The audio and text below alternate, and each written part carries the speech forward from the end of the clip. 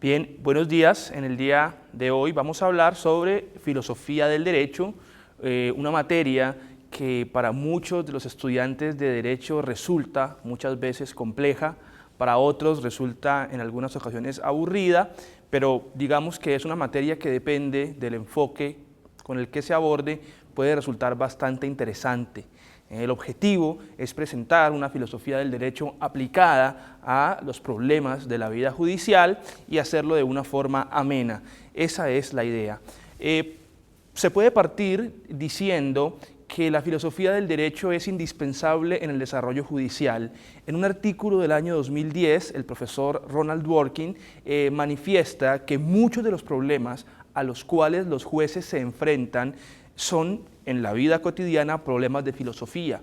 Pensemos, por ejemplo, la legalización de drogas estupefacientes, la permisión del aborto, la eutanasia, son problemas que, si bien es cierto, son resueltos por el derecho, representan problemas de filosofía. Por ejemplo, la autonomía de la persona versus la autonomía estatal en el caso del aborto. Basta preguntarse hasta dónde tiene el Estado la capacidad para intervenir en la decisión de una mujer de tener un niño o no, o por ejemplo, hasta dónde el Estado puede intervenir en mi decisión de consumir sustancias estupefacientes. Este debate ha sido abordado a lo largo del tiempo por los filósofos. Piénsese, por ejemplo, por Kant, que habla sobre el concepto de libertad, el concepto de autonomía.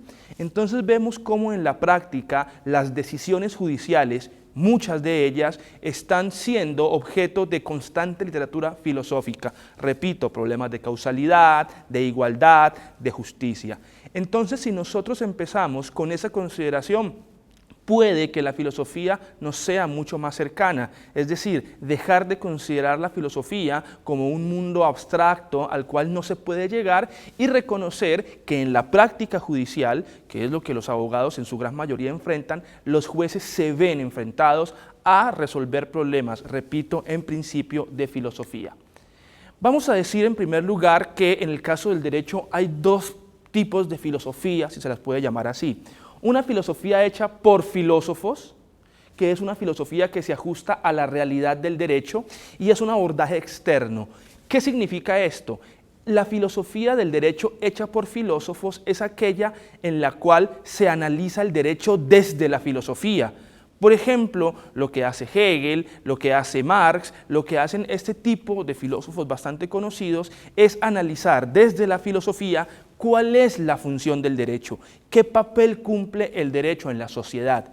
Mientras que tenemos una filosofía hecha por abogados que ya es una reflexión interna, es decir, son reflexiones desde el derecho para entender qué significa el derecho, cómo funciona, cuáles son sus fines. Esta filosofía puede ser identificada porque tiene representantes como, por ejemplo, Hans Kelsen, Ronald Dworkin o Herbert Hart, que si bien es cierto poseen un conocimiento filosófico, colocan al derecho como objeto, por así decirlo, central de la reflexión. Ahora bien, también es muy útil para entender el problema de la filosofía del derecho que se puede abordar desde tres momentos de la filosofía. Una filosofía antigua o filosofía primera, una filosofía moderna y una filosofía analítica. Estas tres filosofías nos permiten entender, por ejemplo, qué es el derecho, cuál es el concepto de derecho, y esto se genera de alguna manera o se ve con mayor claridad en la filosofía primera, una filosofía que analiza hacia el interior, es una filosofía que tiene una mirada hacia adentro. Por eso la pregunta es ¿qué es el derecho? ¿Qué es el hombre? ¿De dónde viene? Y esa filosofía evoluciona hasta la filosofía moderna con Descartes. Recordemos, pienso, luego existo, donde ya la reflexión no es interna, sino hacia afuera, donde ya no es tan importante conocer qué es el derecho, qué es el hombre, sino lo importante es conocer cómo el hombre se relaciona con la realidad. Por eso la pregunta va a ser por el conocimiento. ¿Cómo conozco? ¿Cómo sé que determinado objeto es ese objeto y no otro? Es una filosofía del conocimiento y en este caso ya se va a abordar el problema del conocimiento del derecho. Y posteriormente viene un momento de la filosofía analítica que se va a encargar de analizar principalmente el lenguaje. ¿Qué significan las palabras? ¿Qué queremos decir cuando decimos algo y esos tres momentos, filosofía primera, filosofía moderna y filosofía analítica, van a ser fundamentales para el estudio de la filosofía del derecho. La filosofía del derecho, continuando con la exposición, indaga básicamente sobre tres preguntas. Una pregunta de corte ontológico, es decir, la esencia del derecho y su definición, una pregunta de corte epistemológico que indaga por el objeto del derecho y finalmente una pregunta de corte metodológico, esto es, cómo funciona, cómo opera el derecho. Como ustedes pueden ver, entonces todo paradigma jurídico, toda teoría jurídica que estudie el derecho debe ser capaz de responder tres preguntas. La primera, ¿qué es el derecho? La definición. La segunda, ¿para qué sirve el derecho? El objeto, y por último, cómo funciona el derecho, es decir, el método. Entonces tenemos que la filosofía del derecho nos ayuda a resolver esas tres preguntas. ¿Qué es el derecho? ¿Para qué sirve el derecho? ¿Y cómo funciona? Vamos a encontrar multiplicidad de respuestas a estas preguntas, por lo que la filosofía del derecho no es un tema acabado, es decir, no se agota con una sola escuela. Desde luego, algunas personas podrán coincidir en que X o Y escuela es la que mejor responde estas tres preguntas, pero el devenir filosófico, el quehacer del filósofo del derecho, consiste en comparar, contrastar y desarrollar las diferentes respuestas que a estas preguntas, ¿qué es el derecho? ¿Para qué sirve? ¿Y cómo funciona? Se han propuesto a lo largo de la historia. Para poder entender la respuesta a esas tres preguntas, se encuentran los paradigmas o escuelas de derecho o modelos, que seguramente ustedes los han escuchado desde sus clases de introducción al derecho, el modelo jus positivista o positivismo, el modelo naturalista o jus naturalista y el modelo realista. Esos tres modelos corresponden a la estructura trilemática de tres conceptos: legitimidad, validez y eficacia. En palabras sencillas, el derecho se encuentra para hacer justicia, para hacer cumplir las leyes o para lograr cierta eficacia social. Esos tres escenarios, lo justo, lo legal, lo bueno o lo útil, son los que me van a permitir dinamizar las reflexiones de la filosofía del derecho. Es decir, el derecho obedece a la legitimidad, o el derecho obedece a la legalidad, o el derecho obedece a la eficacia. Cuando nosotros nos ubicamos en el extremo de la legitimidad, estamos hablando de modelos justnaturalistas y son aquellos que creen que el derecho es básicamente un asunto de justicia, ¿no? Es decir, en esta escuela hay una conexión bastante estrecha entre moral y derecho. Por eso hablamos de los modelos justnaturalistas. Por el contrario, cuando se considera que el objeto del derecho no es la justicia, porque la justicia no es un concepto científico, y esto implica abordar el derecho como ciencia, nos encontramos ante modelos positivistas, es decir, aquellos que consideran que el derecho no es justicia, sino es un conjunto de normas verificables, objetivas. Y tenemos por último un modelo realista que se centra en la idea de eficacia, en el cual el derecho es lo que hacemos, el derecho no es un deber ser, sino que el derecho es un ejercicio que se aprende por experiencia y que depende de una multiplicidad de factores. Ahora bien, cuando nosotros entendemos que hay una relación trilemática entre legitimidad, validez y eficacia, nos estamos refiriendo a que hay una relación de tensión entre los tres elementos. Es decir, los tres conceptos, legitimidad, validez y eficacia, tratan de ser los paradigmas hegemónicos, es decir, tratan de ser los paradigmas que dominan, y hemos visto cómo a lo largo de la historia esto es así. Por ejemplo, en la Edad Media teníamos un paradigma justnaturalista que dominaba, más o menos con las ideas de Santo Tomás, según el cual el derecho provenía de Dios. Luego, con la Revolución Francesa y la Ilustración, el paradigma que se impone es el modelo positivista con la idea de ciencia. Entonces vemos que la relación trilemática entre legitimidad, validez y eficacia es la que me ayuda a entender cómo en la historia los diferentes paradigmas son los que gobiernan durante esa época. Siguiendo esa explicación, nos vamos a dar cuenta que el derecho puede explicarse a través de 7 paradigmas, es decir, 7 modelos que responden a esas preguntas que vimos hace un momento: ¿qué es el derecho? ¿Para qué sirve? ¿Y cómo funciona? El primero de ellos es el derecho natural. o justnaturalismo, que sostiene que el objeto del derecho es la justicia. Además, sostiene que el derecho es esencialmente un ejercicio valorativo. Es importante este dato. Para los justnaturalistas era necesaria la valoración en el derecho, porque si no se puede valorar, si no se puede identificar algo como justo o injusto, correcto o incorrecto, sencillamente pues no podemos determinar qué es el derecho. Un ejemplo claro de esto es la sentencia del tribunal alemán que condena a los soldados que, custodiando el muro de Berlín, disparaban a aquellos que intentaban cruzarlo. Ellos argumentaban que cumplían una orden de una autoridad competente y que esa orden se encontraba debidamente expedida. El tribunal consideró que pese a que existe una norma, esa norma vulnera principios, vulnera valores y nada puede ir en contra de unos valores o de unos principios que son eternos, que son universales y que son inmutables. De esta manera, el modelo justnaturalista se centra en la idea de que las normas positivas solo se obedecen si se adecúan a principios. Si las normas no se adecúan a esos principios, no se puede considerar derecho. Contraria a esta escuela, tenemos el modelo positivista.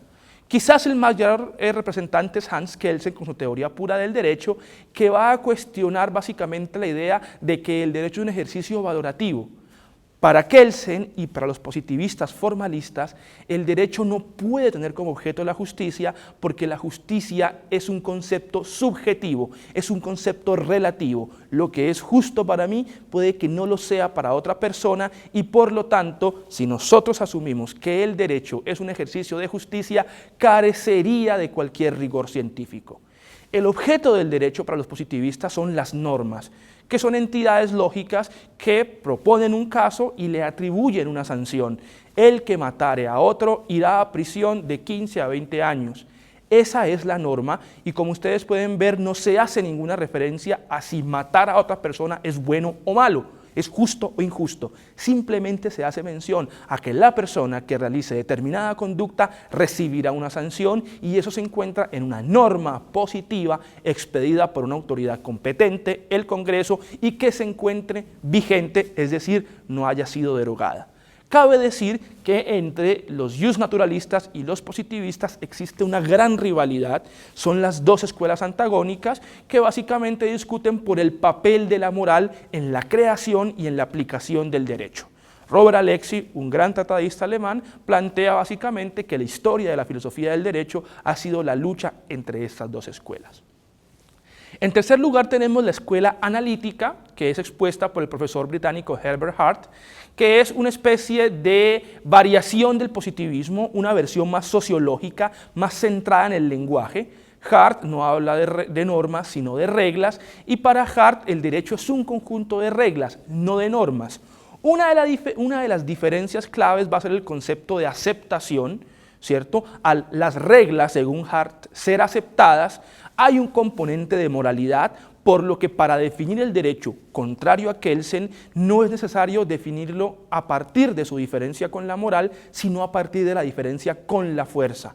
Para Hart, para la escuela analítica, el derecho se debe definir a partir de su diferenciación con la fuerza bruta, además de darle una importancia enorme al lenguaje.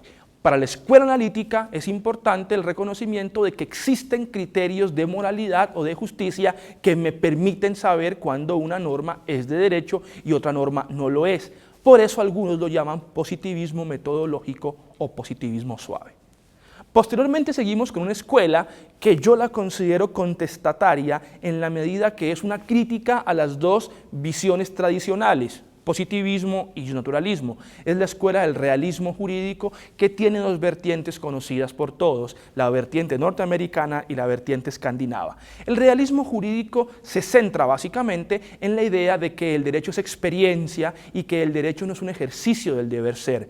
El derecho es la capacidad de predecir ciertos comportamientos de los tribunales de acuerdo a la experiencia previa que se tenga. Los realistas también consideran que el derecho es una cuestión de hechos y además le atribuyen un gran peso a la psicología. ¿Por qué? Porque para los realistas el único valor científico del derecho radica en considerarlo como un elemento de la psicología. ¿Por qué? Porque las normas son en últimas las que condicionan la conducta de un ser humano a través de sanciones o a través de premios. Posteriormente al realismo jurídico vienen unas teorías que se llaman teorías críticas del derecho. Como su nombre lo indica, son teorías que cuestionan, que critican las visiones tradicionales del derecho. Generalmente son teorías de corte marxista, es decir, surgen de la izquierda y tienden a decir que el derecho es un instrumento de la superestructura, por ejemplo, para mantener la sociedad y para garantizar la propiedad privada. Existen otros representantes distintos a Marx, como por ejemplo Foucault, como por ejemplo Nietzsche, como por ejemplo incluso algunos psicoanalistas como Lacan, pero básicamente las teorías críticas del derecho buscan reivindicar por ejemplo, derechos de minorías que a lo largo de la historia han sido vulnerados por mayorías. De ahí que movimientos como la comunidad LGTBI, movimientos feministas, movimientos de minorías, de afrodescendientes o de indígenas, acuden mucho a las teorías críticas del derecho porque consideran que el derecho, las normas, lo formal, ha sido una imposición de una mayoría para de alguna manera conservar la diferencia entre los que tienen el poder y los que no lo tienen. Por eso quizás uno de sus grandes representantes es Marx. Luego sigue un movimiento que se llama positivismo jurídico incluyente. El positivismo jurídico incluyente surge con el post-scriptum de Hart sobre el derecho y es básicamente una posición positivista que admite, gracias a algo que se llama la tesis de la incorporación, que admite que en el derecho existen en la norma fundante o regla de reconocimiento, como diría Hart, criterios de validez que se sustentan en la justicia y en la moral. Es decir, como su nombre lo indica, es un positivismo jurídico incluyente en la medida que acepta que para que las normas positivas valgan, debe existir una norma que contenga parámetros de justicia, como por ejemplo la Constitución. Y por último tenemos una corriente un poco extraña, si se quiere decir, en la medida que su clasificación ha generado polémica, pero su auge y difusión es bastante extensa. Es el neoconstitucionalismo. Para algunos es un desarrollo de teorías justnaturalistas bajo una concepción de principios. Básicamente el neoconstitucionalismo es una escuela que surge con el desarrollo de la posguerra y la adopción de constituciones garantistas, donde se asegura que todo el Estado, que todo el aparato que está al servicio de este, funciona a partir de unos principios que están consagrados en la Constitución. Dichos principios pueden ser identificados, por ejemplo, con los derechos humanos y por tal razón se puede decir en algún caso que es una retoma de los ideales justnaturalistas, pero en este caso positivizados, si se quiere decir, en una Constitución con unas características especiales.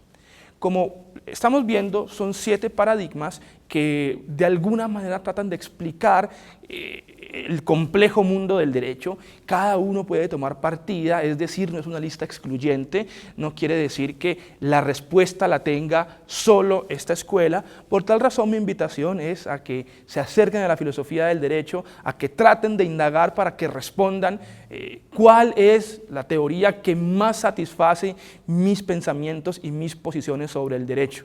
La filosofía del derecho no muerde, la filosofía del derecho bien explicada es muy amena, es muy entretenida y mi invitación es a que se acerquen a ella y así tengan una formación integral. Gracias.